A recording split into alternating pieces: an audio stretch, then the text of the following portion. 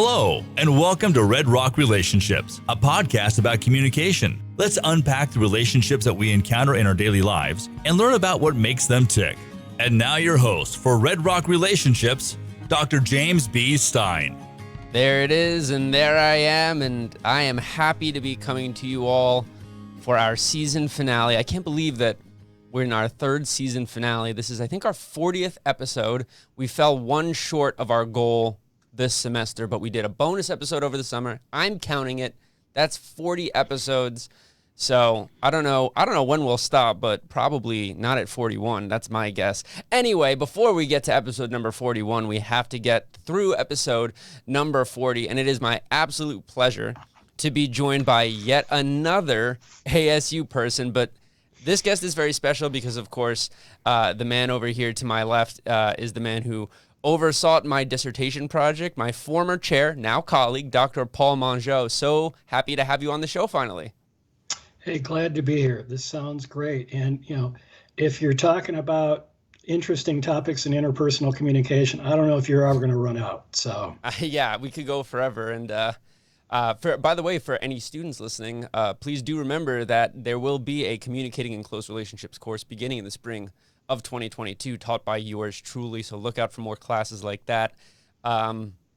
Excited to do it and excited to have you here because I am speaking with who many refer to as the Godfather of Friends with Benefits research, which is going to be the title of today's episode, The Godfather. How do you feel about that title?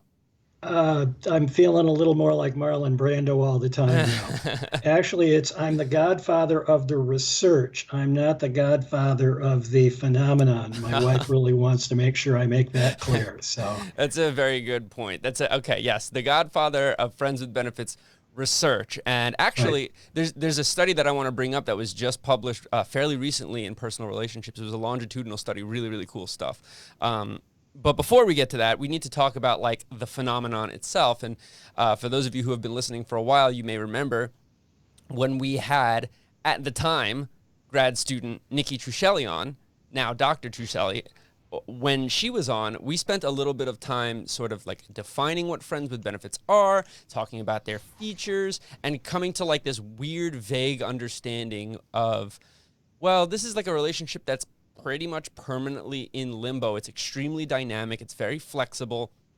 And so, of course, folks like you and I, Paul, we don't like that. We like to be able to count. We like to be able to be precise. We like to be able to measure. So that's right. How we're going to lead off.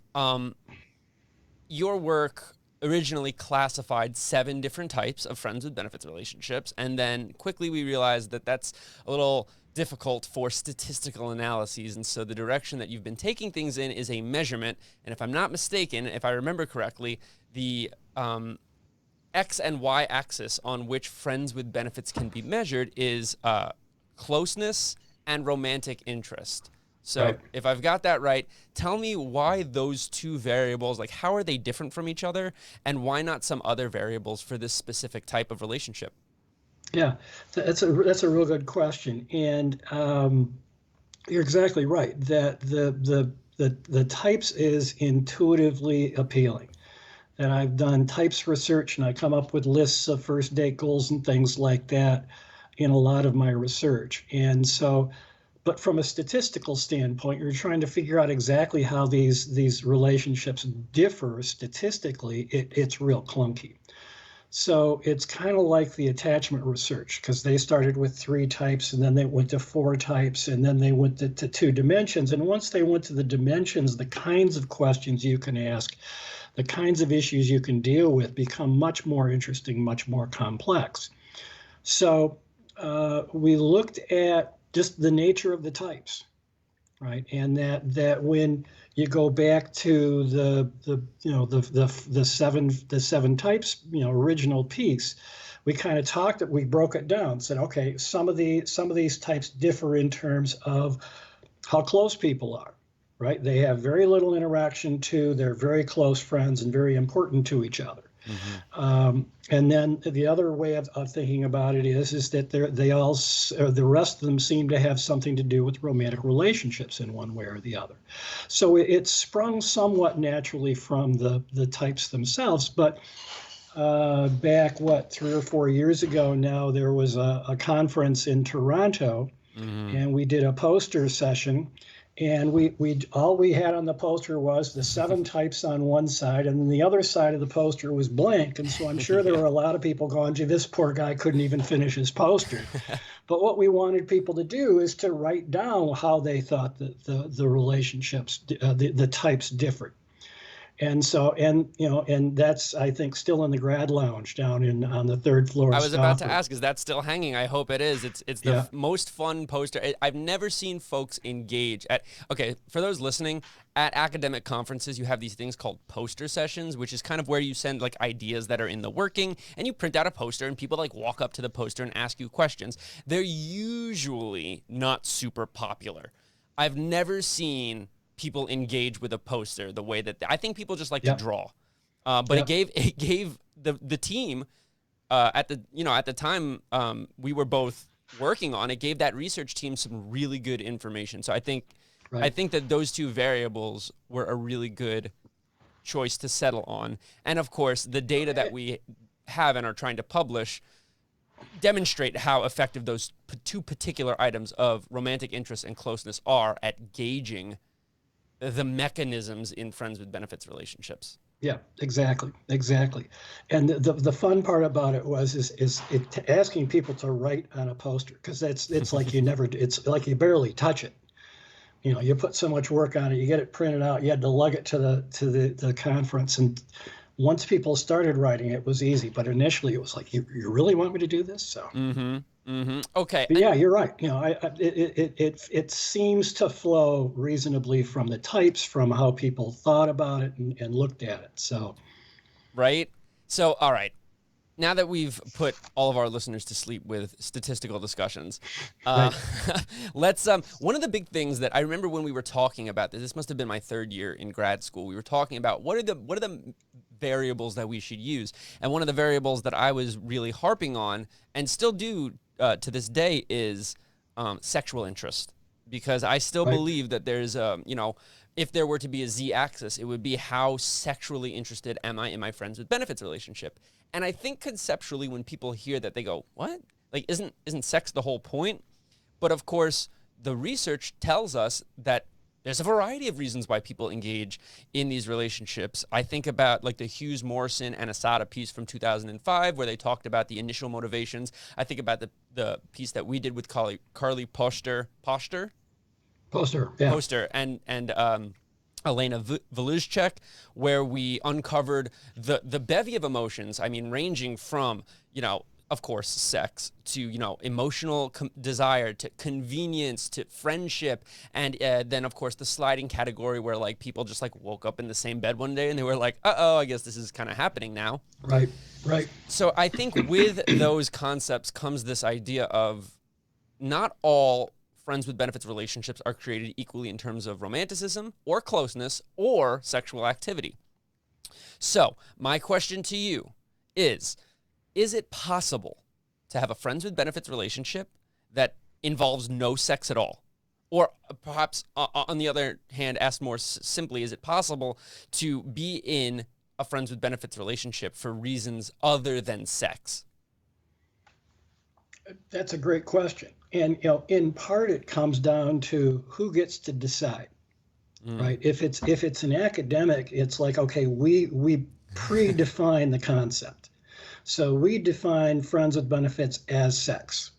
So from that sort of perspective, the answer to your question would be no, that if there's no sexual interest, and no sexual behavior, then it's not friends with benefits. On the other hand, if you look at it in terms of, which is where the types came from in the first place, is you let people narrate what's happening to them, I would say it could be absolutely. That, you look back to when the term first emerged, the mid-'90s, so about 96 or so was the first time I heard students use the term. Wasn't it an Alanis Morissette song? Exactly, called Right. Head Over Feet. Yes, right? at the very end of Head Over Feet. Yeah. Yeah. And the ironic part is that she's talking about a romantic partner who is, but you're my best friend with benefits is the line from the song. And so friends kind of, the students took it and kind of transformed it and so at that point, it was a code word, right? If you didn't know, and somebody said, well, I'm in a friends with benefits relationships, they wouldn't really know what you're talking about. You could tell your mom, and your mom would go, oh, that's so nice, you're in a special friendship, right? As it's become more widely known, it's less useful. It can't be a code word anymore. Mm-hmm. So in some ways, using the term friends with benefits to describe a non-sexual relationship is sort of, what goes around comes around, right? That now they're using the code word in an entirely different way. So yes, in answer to your question, yeah, I think that could certainly be. It depends upon, how you're defining things, and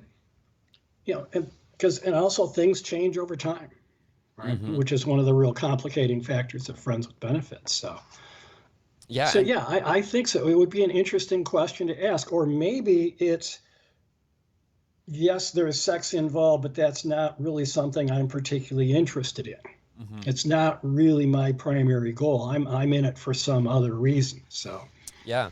And the reason I asked that, of course, is because the motivations piece that we published, I think in the Canadian Journal of Human Sexuality, is really depressing. And this is something that we talked about when Nikki was on the show. And it's something that is reoccurring in the Friends with Benefits literature. I would argue that Friends with Benefits research is dark side communication research. These are mostly unsatisfying relationships.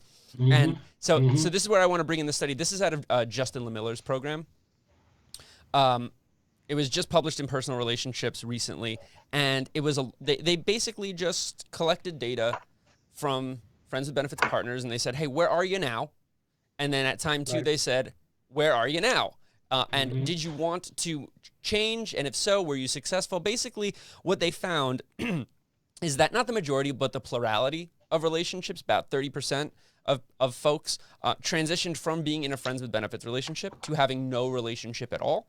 Mm-hmm. And what's really interesting, and this is something that goes against, I think, a lot of the stereotypical thoughts about Friends with Benefits relationship, almost 60% of Friends with Benefits partners in this study made it out of a Friends with Benefits relationship and returned to a platonic relationship. And this is the first kind of, that result is the first of its kind that I've heard of, because I think normally what we find is that those folks either move into a romantic relationship and they're one of the transition in types, or they just, like that 31%, they just stop.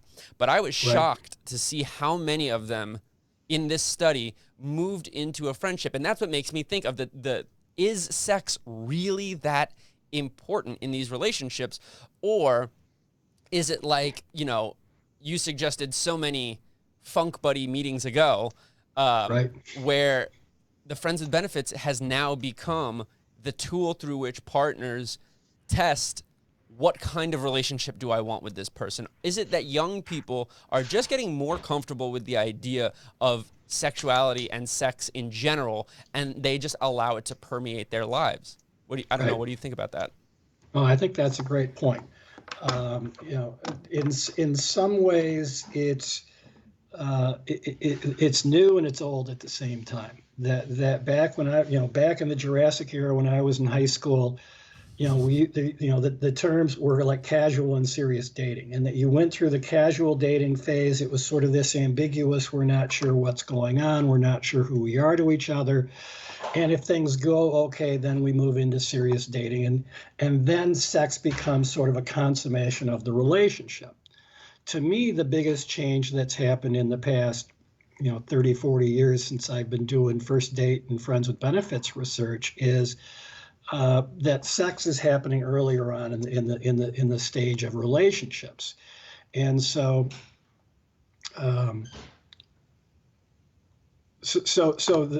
we kind of get together, and it's this kind of ambiguous. We're not sure what's going on. We're not, we sort of might be investigating romantic potential, but we're not sure.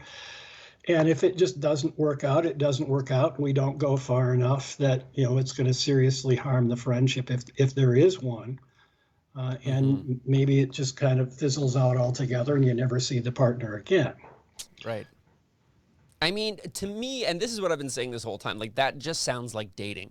It just sounds like it sounds like normal dating, and it's just that society is getting more comfortable with doing things like having sex regularly or routinely. It's a little bit less taboo than it used to be. I think back to like the books that I had to read for my comprehensive exams. There's from the front porch to the back seat. Right. There's I forget the name of Bogle's book. I think it was just called Hooking Up. Okay. Right. Right. Yep. And both of those books do a really good job of describing the chronology of dating. And I think we're due in 2021, 2022. I think we're due for another one of those books where we break down, okay, well, what happened in between 2008 and now? Because there's been a lot, especially with the advent of online dating and technology. Yep. No, I agree with you 100%. And for anybody watching, I strongly recommend both those books, Kathleen Vogle's book on hooking up and Beth Bailey's book From the Front Porch to the Back Seat.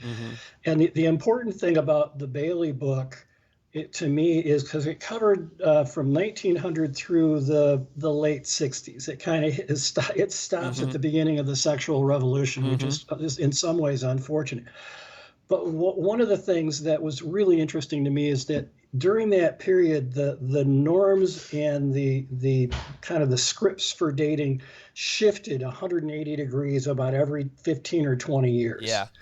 And so to one extent, it strikes me that that happens simply to daze and confuse the parents. Right? That I don't want to be doing the same thing my parents were doing, so they can't give me advice, yada, yada, yada. And so in some ways, I think that this is just another one of those, it's kind of a natural progression. It's the technology is such that with online dating, with, you can do a 3 o'clock sup text with another person. So, I mean, there's more ways for people to get together. But I think you're right that this is in a lot of ways dating with a different label. And it's supposed to be simple. It's supposed to be something you don't have to talk about. You don't have to have rules. But then, of course, you do have to talk about it. You do have to have rules. And so it's a real interesting kind of communicative conundrum in a way. Yeah. Speaking of communicative conundrums, that sort of leads me into the last thing that I wanted to talk about here. The data, specifically some of the data that we've collected, as well as what some other folks in their programs of research have studied, is that this particular type of relationship is rife with miscommunication, lack of communication, cross wires, et cetera, et cetera, et cetera. Now, I'm not saying that this is all accidental. I think very often we'll see these folks intentionally creating ambiguity. That's one thing.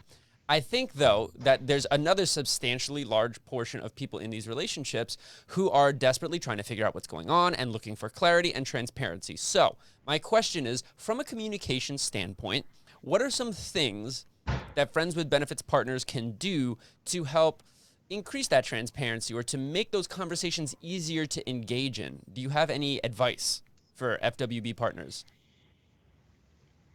It depends somewhat on what their goals are, whether they see this as something that they want to extend into the future, that they want, is there romantic interest? Are you trying to gauge the other person's romantic interest? I think that if this is, what the old just sex type, where the only time we get together is when the bar is closed and we just happen to run into each other and go off and have sex, that's a pretty clear indicator there's no interest and so there's really no sense in talking and laying down the ground rules. On the other hand, if it's something where there's some potential for some closer, kind of ongoing relationship, then I think people have to talk. People have to gain an understanding of, what's acceptable and not, what am I going to get excited about and what am I going to get, what am I going to abhor in terms of your behavior? So can we see other people? right? Is this casual friends with benefits, or is this serious friends with benefits, right? Are we exclusive? Can we engage in I don't remember if it was our piece or another piece I read. It's like, we've got a rule that says we don't have sex with other people on the same day. Okay, but trying to get a sense of where are we, where do we want, and even if it's just where are we, we're in this amorphous kind of in between state. That's okay. But you're better off understanding that and then kind of thinking about, okay, how does that influence what we do externally? Because the original definition of friends with benefits, obviously friends who have sex, but the phrase that was used all the time back in the late 90s was no strings attached, right? That what we do has no influence on what I can do or what you can do with somebody else. Right. And that it was supposed to be simple, and so simple that you really didn't need to talk about it.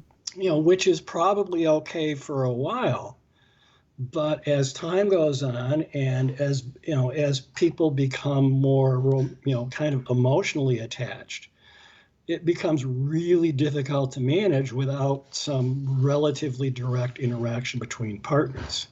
So it's probably a hard thing to do. It's probably a hard thing to broach, but you're trying to read between the lines. If you're not talking, you're trying to figure out what another person is feeling in a context where you're not supposed to indicate that you're really all that interested in the other person. Yeah, well, I think that's it. I think you're not supposed to do this, right? Right, exactly. But of course, there's the desire to. You know what it makes me think of? It makes me think of NSYNC. Remember when NSYNC came out with that album, No Strings Attached? No, I didn't. Huge popular boy band album. It went double diamond, right? It was called No Strings Attached. But the cover of the album features all the members of NSYNC with strings attached to them. So it's like you're calling it No Strings Attached, but as I look at it and I see what's going on, there's strings everywhere. Perhaps more strings than in a traditional relationship. Right. So it's difficult. That's an interesting thought. More strings. As time goes on, and I'm trying to think through that thought. As time goes on, and as the fact that you're in a friends with benefits relationship that lasts for months, that lasts for a semester, that says something. What does it say? I don't know. Right? And so the strings are more imagined than real. Because if we don't talk about it, I'm trying to project what this relationship is, where this relationship is going. But I don't know if you're feeling the same thing. And so if the strings that the restrictions on my behavior really make any sense. Yeah. So, I think it's ironic, right? Because people enter these relationships because they want simplicity, because, in some cases they want, a true proper relationship, but they'll just, take what they can get. But I think a lot of folks are desperate for the idea of a fulfilling relationship that doesn't come with baggage. But unfortunately, all relationships come with baggage, including like platonic friendships. Right. So it's a difficult concept to sort of grapple with, right? You want this connection, but you also want, especially for college students, you want to be free. You want to be, you want to feel like you've got your options, right? Quality of alternatives is at its highest level ever. So I don't know. I don't know if there are any things that these folks can do in terms of messaging that doesn't take that relationship from that strategically ambiguous place and bring it into a more concrete definition. And I don't think it's a bad thing, but I do think a lot of people who engage in them do think it's a bad thing. Right. But if the strategic ambiguity is fine if you don't have a good sense of what you want in the long term in the relationship. I agree. But if you want a particular outcome, you want things to go in a particular direction, then the strategic ambiguity becomes problematic. All right. Well, on that note, thank you for coming on, Paul. Really appreciate it. No problem. Glad to do it. And thanks everybody for 3 successful seasons. We will be back in the spring. I don't know what we'll be talking about, but I promise you we will be here. See you in the spring. You've been listening to Red Rock Relationships, a podcast about communication. Thank you so much for giving us some of your time. If you'd like to be on the show or have questions for us, please send us an email to redrockrelationships@gmail.com. You can also find us on Facebook, Instagram, Twitter, Spotify, or wherever you listen to your podcasts. Just search Red Rock Relationships. Thank you again. And remember, it all begins with good communication.